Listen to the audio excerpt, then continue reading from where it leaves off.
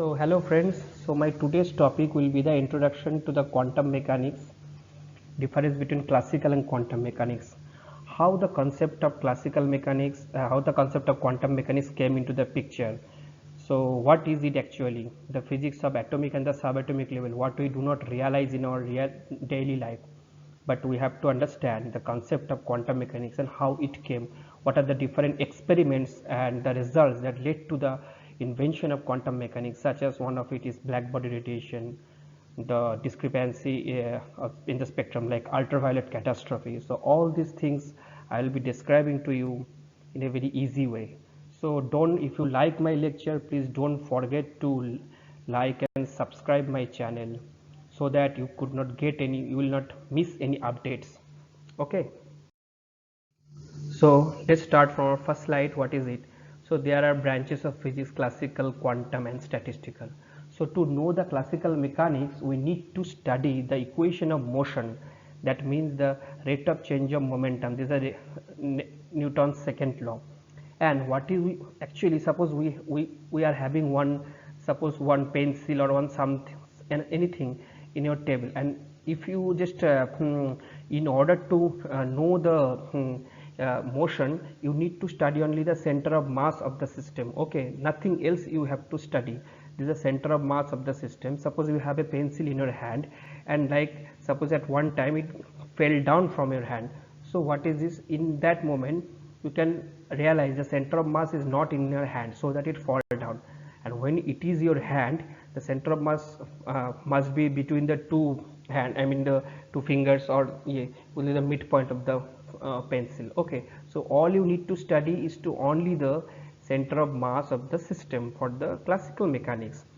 What about quantum mechanics? For quantum mechanics, you need to study the wave function of the system and describe the dynamics, and particularly you should notice that how the things move in the microscopic level. You should emphasize on that, what we do not realize in our daily life.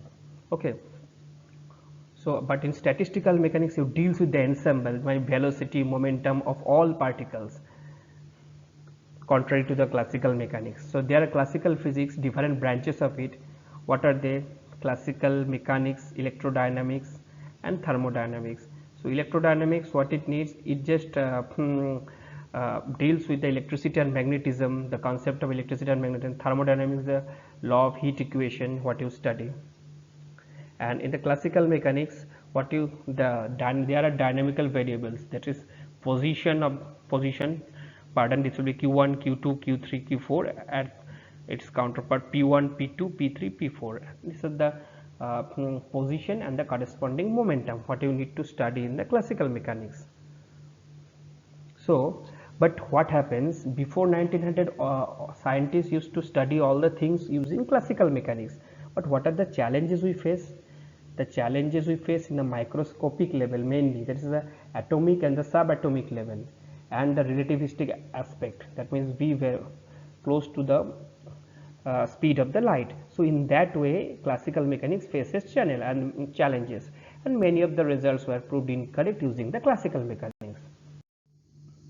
So let me first tell you the classical mechanics notation. So this is the Poisson bracket, qi, position with the momentum. What we will get the Kronecker delta function. If I is equal to j, it will be 1, otherwise it will be 0. So qi qj and pi pj is equal to 0. So this is the Poisson bracket relationship for in the classical mechanics. Accordingly, if you need to know the time evolution of the variables, of the dynamical variables, you need to study the Hamiltonian formalism. That means the rate of change of position with time qi dot will be the partial derivative of Hamiltonian, that means Hamiltonian of the system with respect to the momentum, and equivalently pi dot will be minus of the rate of change of Hamiltonian with the position, where h is the function of the position and momentum of the system.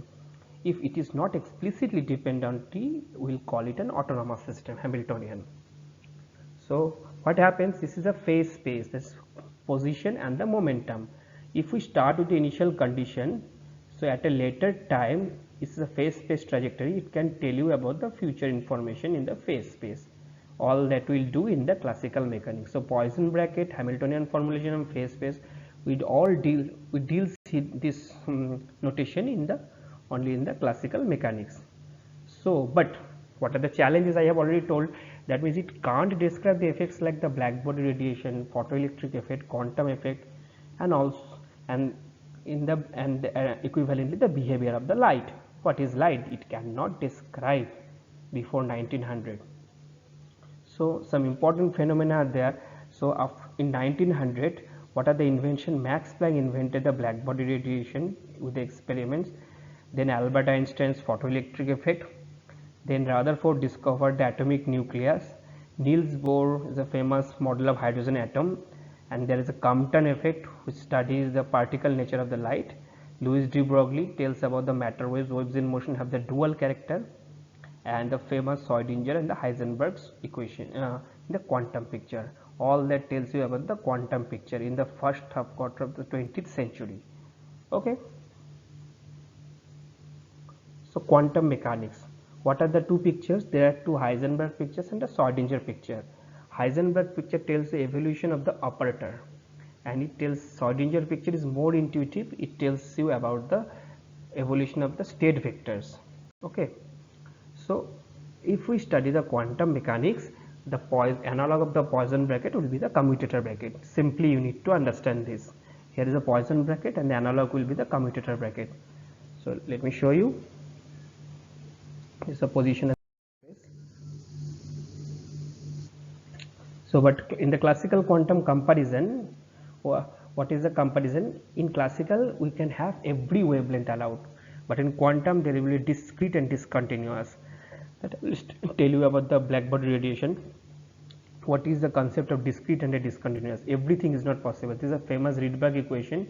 Through this equation, Rydberg tells all these are the energy levels from N1 to N2 level or N2 to N1 level transition is possible. Classical tells you about either wave or particle. Quantum tells you about the dual character. Is a famous de Broglie hypothesis, and there is a famous uncertainty relationship of the Heisenberg. It tells you that you can know either position or the momentum accurately. In classical there is no such concept, and there is a very famous effect called photoelectric effect. It tells you that I will tell you in this in a broad and meticulous way. If energy increases, the intensity increases linearly, but in quantum tells you that it only above a certain frequency electrons are removed, not any energy is permissible. That if you go on increasing the energy, intensity will go on, but that will not possible. Above only a certain threshold frequency, energy will increase. So this is the photoelectric effect. So, and there is a last effect called black body radiation, and which I will be describing in this topic. If wavelength decreases, the spectral intensity becomes infinite, but quantum tells you that spectral intensity has a certain maximum. This is called the spectral characteristics of the black body radiation. And these are the experiments: interference, polarization, diffraction. It tells you about the wave nature of light. Photoelectric Compton Raman effect tells you about the particle nature of the light. So to know this, this effects tells you about the quantum character of the quantum characteristics phenomena. So how the classical concepts becomes obsolete, and there is a not obsolete. What I tell you ki in many cases classical concepts fail, where you need to study the quantum behavior very thoroughly. But why we don't understand the quantum character? Because what happens in our daily life, you do not understand, because the things you cannot realize in the atomic and the subatomic level. In Newton's law, what we feel in the Newton's second law of motion, this is a macroscopic object, but in quantum deals with only the atomic and subatomic level. These things you need to know. So in quantum there will be wave function, and the square of the amplitude of the wave function gives the probability of finding the photon, which is associated with the wave. And there is a last famous black body radiation. It is the thermal electromagnetic radiation within or the surrounding the body, which is thermodynamic equilibrium within the environment. It is an idea, and so black body doesn't mean that the body will be black. Sun isn't perfect. For a black body, a body must be the perfect absorber and the perfect emitter. So sun, stars, they are the perfect example of the black body radiation, carbon black. Okay, and details I'll be telling about the black body in my next lecture. So now let's start about some quantum picture and its classical counterparts. So what I am telling ki in classical you deals with the Poisson bracket, but here you deals with the commutator bracket. Why? It's a QI PJ means it is a commutator relationship. So it is the in quantum there must be operator, there must be matrices. So the ordering is relevant. So QI PJ is not is equal to PJ QI. Okay. So and then the commutator relationship of Qi with Qj, Py with Pj will give you the 0. So it's a delta Aj, it's a Kronecker delta formalism. And what I can tell you, what is the time evolution expansion of the quantum picture equivalent to the classical picture? So it is a state vector, which is we can expand the state vector is a summation of CNT and phi n. Here these vectors form the orthogonal basis. What is known by the orthonormal basis? That is the vectors phi 1 with phi 2, they will be orthogonal. So the dot product will be 0. Bra with Ket will give 0, and this is the famous eigenvalue equation. If we operate over the orthonormal basis, it will produce an eigenvalue, this lambda n, of the corresponding eigenvector of phi n. So A must be any dynamical variable, which must be anything. So position, momentum, and which is having no time independence. So where the time independence come? Explicitly the time dependence comes in the coefficient CNT. So it bears significant meaning. What is it? If we take the Ket vector, I think I assume you know this, when you operate this Ket bra vector over the psi t, you will get this norm of psi t, which will produce the value of CNT whole square, mod of CNT whole square. So what does it mean? That the probability that the system is in the state phi n, what CNT actually signifies that the system is in the state psi phi n at time t. This is its physical significance. So and another thing, this the norm is wave function is normalized. So if you integrate this wave function over the entire volume, it will produce one result. So the total probability of finding the particle anywhere in the space will be unity, and this is its physical meaning. And so, and a very important point you should remember, that a phase space, the analog. So the phase space, in phase space, in classical mechanics we deal with the phase space, and its counterpart is the Hilbert space, square integral function in the quantum mechanics. So we deals with the Hilbert space and the self-adjoint operator. These operators, A is the self-adjoint, means Hermitian. So let me tell you what is the Hermitian operator. This is the dynamical variables are replaced by the self-adjoint. The Hermitian operator means if we take the complex conjugate of it and take the transpose, it will result in the same operator. So A is equal to A dagger. This is the physical meaning of the Hermitian operator. So if you take the complex conjugate and then transpose if it is a matrix, then transpose the matrix will be the previous matrix. So it is the concept of the Hermitian operator. So in quantum mechanics we deal with the self-adjoint and Hermitian operators. So we are just drawing the comparison of classical and quantum mechanics. It is a dynamical variable, and this time evolution will be there as per the Hamiltonian's equation of motion. And in quantum mechanics, the time evolution of the state vectors will be in the Hilbert space. So that is the input in the quantum mechanics. So let me show you what is the input equation. The equation will be the Schrodinger's famous equation. What is the equation? Is I h got the time derivative of the state vector in the Hilbert space will produce the value that will be the operator Hamiltonian operating onto the state vector. This is the famous Schrodinger equation, and this is the time evolution of the state vectors in the Hilbert space. So in that way we can compare a classical and the quantum mechanics. It is not a direct comparison, but you can draw an analog between classical and the quantum picture. and given the value of the wave function at a time t is equal to 0, we can find the solution from this equation at a later time. So it is a very compared with the Heisenberg picture, this the time rate of change of state vector is a Schrodinger equation is very important to know to solve the wave function at a later time. This is a time dependent Schrodinger equation. Later we will describe it in a more comprehensive way, but now I am just telling you the analog of the classical and the quantum mechanics. Now let me tell you what is the concept of I and the Planck constant in the commutator operation. Why we took I, why the I is there, means ki commutator bracket. So this is the commutator relationship, and why I is coming. So the concept behind this, so let me tell you this, if we are taking two operators, that is Hermitian, A is equal to A dagger, B is equal to B dagger. Suppose these are the operators, this position and the momentum. So let me tell you, so this, suppose this is a commutator of two operators, we produce a value C, and C means A and B, the commutator of A and B. If we took the Hermitian of it, what we will get, let us took the Hermitian of it, C dagger will be what, B dagger, A dagger minus A dagger, B dagger in opposite way. The number, so what we'll get, B is equal to, as you know, B is equal to B dagger and A is equal to A dagger. So the commutator of two Hermitian operators will produce a vector that is minus of it, and this is the anti-Hermitian.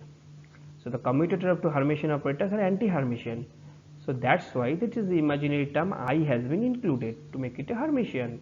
Okay, I hope you understand. But in classical mechanics, there is no problem in it. Why? Because they are all real numbers, Qi, Pj. In quantum, they are operators. So the problem happens in there, and we have to include an imaginary number I. And what is the concept of H cut? It is nothing but a dimensionality matching. You know, from energy, this dimension is a famous Planck. Planck tells that energy is discrete and the energy can be written as the H cut omega. So what is the dimension of it? Is the energy cross time. It is a 1 by time frequency, so energy into time. Now let me tell you, if we multiply position with the momentum, what will get this unit? You can check it, the position and the mass and the velocity. So the position, momentum, meter into kg into meter per second. If we multiply the energy into time, what will get? Energy means force into distance, is Newton into meter. All I am taking it in SI unit. You can also take it in the CGHS unit. So we will produce the dimension or the unit. It is a meter square into kg divided by second. So you can see, if we if we multiply position with the momentum, you can get a unit that is the same with the energy into time. That's why the H cut is included, and I has no dimension, so this is the dimension. This dimension cancels out, and is delta, conical delta has no dimension. So for the dimensionality matching, the Planck constant, if we have just included the term H cut. So this is the physical concept behind the I and the insertion of I and the H cut in the commutator relationship of the quantum mechanics. Hope you understand. So this is the physics behind it. It is very important, you need to know. Okay.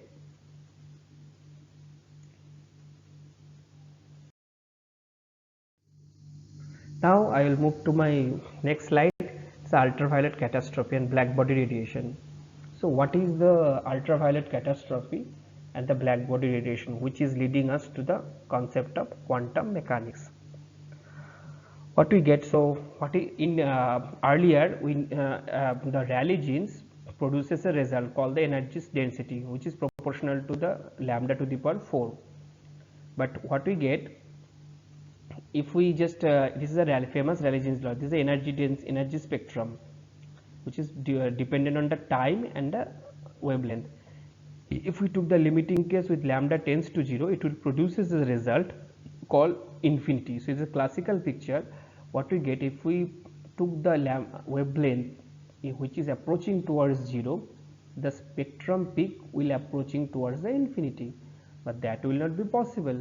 So if we move towards the lower wavelength, we get a infinite curve. The spectral density will be infinity, will be cooked through UV radiation, and spectral density becomes infinity. So this discrepancy can be known as ultraviolet catastrophe. So before 1900, we model everything by the classical mechanics, but experimental result proves that actually the graph will be like this. There will be a certain maximum and then it will go to 0. Okay, as we move towards the lower wavelength. So why there is a discrepancy? So to just remove the discrepancy, then as I told you, 1900 Max Planck postulates only that the energy can take only the discrete values, and there will be no continuum of energy, as we assume always in the quantum mechanics. There will be always a discrete value of energy in the quantum mechanics. What is the discrete value we can tell? So this is the actual spectrum of the solar radiation. That you can see this is same shape. It's ideal black body at 5250 degrees centigrade. This is the without absorption. This is the different sunlight at the sea level. This is a wavelength. So as we move towards the lower wavelength, there will be certain peak. Peak will be a certain maximum which will be in the visible region, and it goes down. Okay, in the UV region. According to the classical mechanics, will be cooked by the UV radiation. So spectral density becomes infinity. That is highly absurd case, so which is not possible. So what Planck take? Planck postulated, very briefly I am telling you, it is a concept. Later I will describe in more detail about the ultraviolet catastrophe and the black body radiation. Max Planck only postulated that energy can take only the discrete value. That means n, it will be integer values, and h and the frequency. This h is a Planck constant. So that's why the concept of energy came into the picture. N is only take discrete value, so he assumes that energy is only quantized. It is not at all continuous, and he modeled the experimental data by an equation. So with this equation, he assumed that the energy density of radiation will take the value of like this, and he get rid of the discrepancy. This is the Rayleigh-Jeans law. This is not valid for very low wavelength, that means high frequency, but the Planck's law is valid at the very high wavelength. So at high frequency, law is valid. So the Rayleigh-Jeans law is the classical mechanics, and the Planck's law was in which he introduced the concept of quantum. He meticulously show how we can get rid of this discrepancy at lower wavelength and the high frequency by modeling this experimental data, and he get the exact experimental curve. Classical is a very famous. So later in detail I will be describing every aspect of the spectral density and how this equation comes, what is the energy density of radiation, how Rayleigh-Jeans has reached to this equation using the classical standing wave concept within the cavity, everything. So as I told you, if according to the classical mechanism will be going towards UV radiation, spectral density becomes infinity. So I hope everyone has enjoyed the lecture and understood the concept of classical mechanics, the branches of physics, I mean to say, and how the concept of quantum mechanics came into the picture, and very basic things. What is the Schrodinger equation? What are the notations? Why the concept of I and H cut came into the Schrodinger equation? What are the Heisenberg's equation? So I hope you must have enjoyed this, and if you find difficulty in understanding any basic concepts, please let me know. I'll be always happy to address your question, and please don't forget to like, share and follow my channel, and turn on always the bell notification icon to get the future updates whenever I just upload the lecture for your convenience, and every basic things will be discussed. Okay, thank you.